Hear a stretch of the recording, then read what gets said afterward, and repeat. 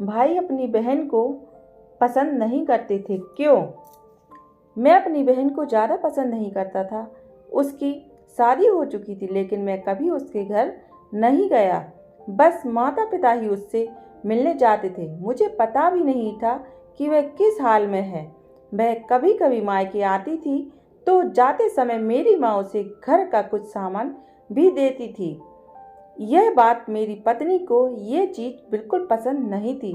जब भी मेरी माँ ऐसा करती, मेरी पत्नी आकर मुझसे शिकायत करने लगती कि तुम्हारी माँ तुम्हारी कमाई कैसे उड़ा रही है।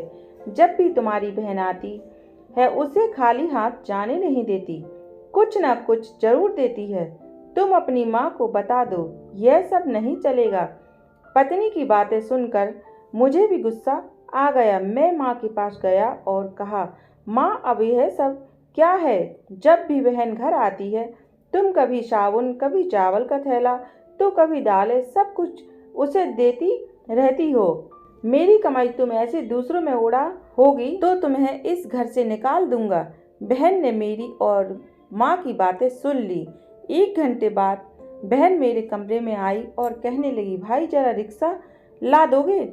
मुझे अपने घर जाना है। बहन की बात सुनकर मैं मन ही मन बहुत खुश हुआ, लेकिन दिखावे के लिए बहन से कहने लगा, थोड़े दिन और रुक जाती।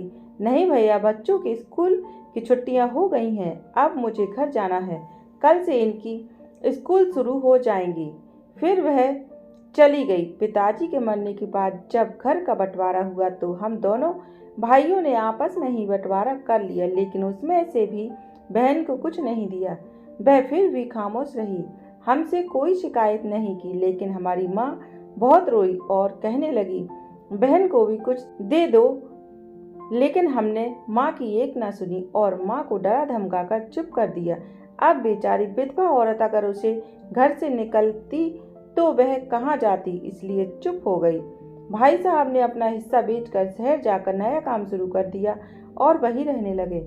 हमने अपनी बहन के साथ जैसा व्यवहार किया उसकी सजा तो हमें मिलनी ही थी।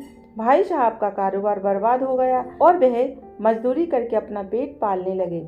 मेरे बड़े बेटे को भी टीबी हो गई। उसके इलाज में लाखों रुपए खर्च हो गए। जो भी मेरे पास था सब कुछ खत्म हो गया और मुझे कर्ज लेना पड़ा। हाल इतना बुरा हो गया कि खाने के लिए भी पैसे नहीं थे। घर में कुछ राशन नहीं था। मैं कमरे में अकेला बैठा सोच में गुम था कि मेरी बहन घर आ गई। उसे देखते ही मेरी पत्नी ने कहा, आ गई मनहूस। बहन को देखकर मैं भी गुस्सा हो गया, लेकिन अपने गुस्से को दबा लिया। वह मेरे बच्चे के पास गई, उसे देखा और फिर मेरे पास आकर बैठ गई। मेरे भाई, क्या तुम परेशान हो? यह कहते हुए उसने मेरे सर पर हाथ फेरा। बड़ी बहन हूँ तुम्हारी, तुम मेरी गोद में खेले हो। अब देखो अपनी बहन से भी बड़े हो गए हो कि बहन को कुछ बताते नहीं, अपना दुख भी नहीं बांटते। यह कहते हुए उसने अपने सोने के कंगन निकाले और मेरे हाथ में रख दिए। मेरे भाई, परेशान ना हो, यह कंगन बेचकर अपने घर का राशन भर दो, अपने बच्चों का इलाज भी करा दो और पैसों की जरूरत हो तो बेझिझक कह देना अपनी बहन से, मैं तुझे इस हालत में नहीं देख सकती। और हाँ, जाकर नाई से अपनी दाढ़ी भी बनवा लेना, देख कितनी बढ़ गई है। मैं आश्चर्यचकित होकर बहन को देखे जा रहा था और वह कहने लगी, भाई इस कंगन के बारे में किसी को ना कहना, तुझे मेरी कसम। मेरे माथे को चूमा और कहने लगी, चल अब चलती हूँ, तेरे जीजाजी और बच्चे आते ही होंगे, फिर आऊंगी। मैं पहली बार उसे घर के बाहर तक छोड़ने आया, देखा तो पैरों की चप्पल भी टूटी हुई थी। उसने कपड़े भी तो वही पुराने पहने थे। मैं बस देखता ही रह गया।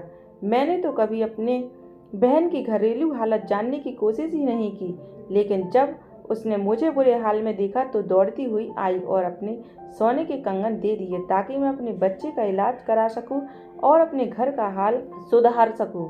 मैं सोचने लगा और मेरी आंखों में आंसू निकलने लगे कि हम भाई कितने मतलबी होते हैं, अपनी बहनों को पल भर में ही बेगाना कर देते हैं और बहनें अपने भाइयों का जरा भी दुख बर्दाश्त नहीं कर पाती।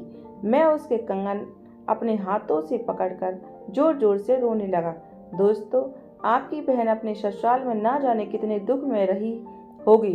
कुछ समय उसके पास बैठकर उसका हालचाल जानने की कोशिश जरूर करें। मालिक सभी बहनों की झोली में खुशियां भर दे। आशा करती हूँ आपको वीडियो पसंद आया होगा। इस वीडियो पर आपकी क्या राय है हमें कमेंट करके ज़रूर बताएं।